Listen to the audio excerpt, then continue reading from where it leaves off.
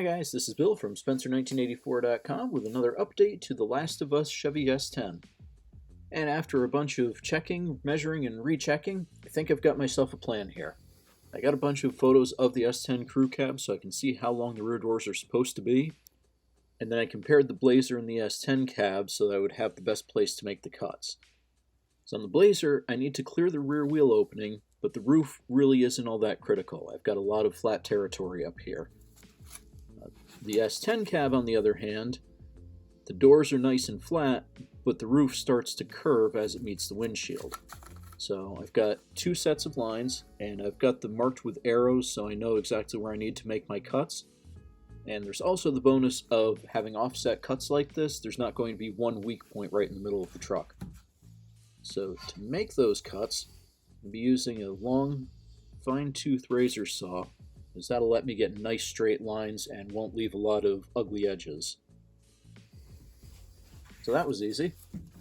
And if I set these together, that looks pretty good. It's about right for what the length of the cab should be. Rear doors look pretty good, and everything lines up like I hoped it would. So now I want to make sure it's got a nice strong bond, so I'm going to be using the Model Master liquid cement. And unfortunately, this stuff is not made anymore. This is my last bottle of it, but I try to save it for cases like this.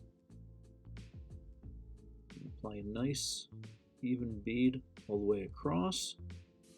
Now let that work on the plastic for a few seconds.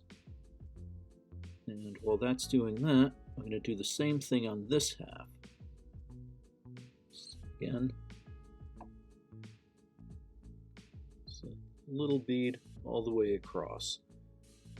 Because if you put it on both sides, then both pieces of plastic will start melting, and that will give you the strongest joint possible. I just need to line it up here. Get it good side to side. Got it on a flat surface so the rockers will be even.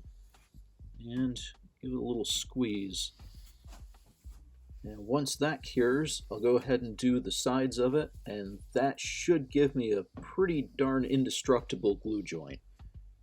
So now I'm going to let this set up. I'm going to do this two sides, and I will be right back.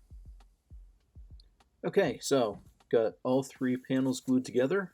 On the inside, because the red body is a little bit thicker, I've got these little shims in here.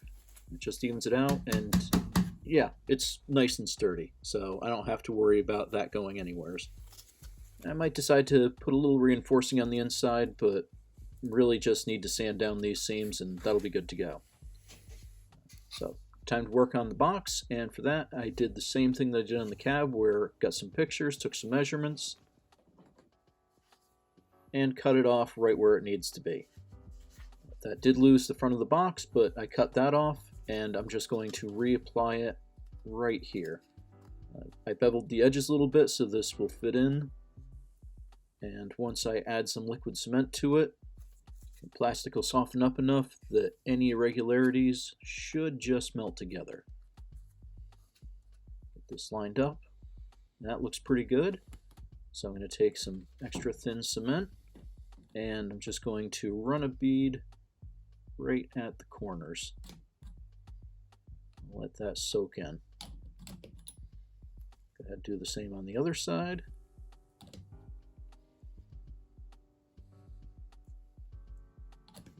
And a little squeeze here.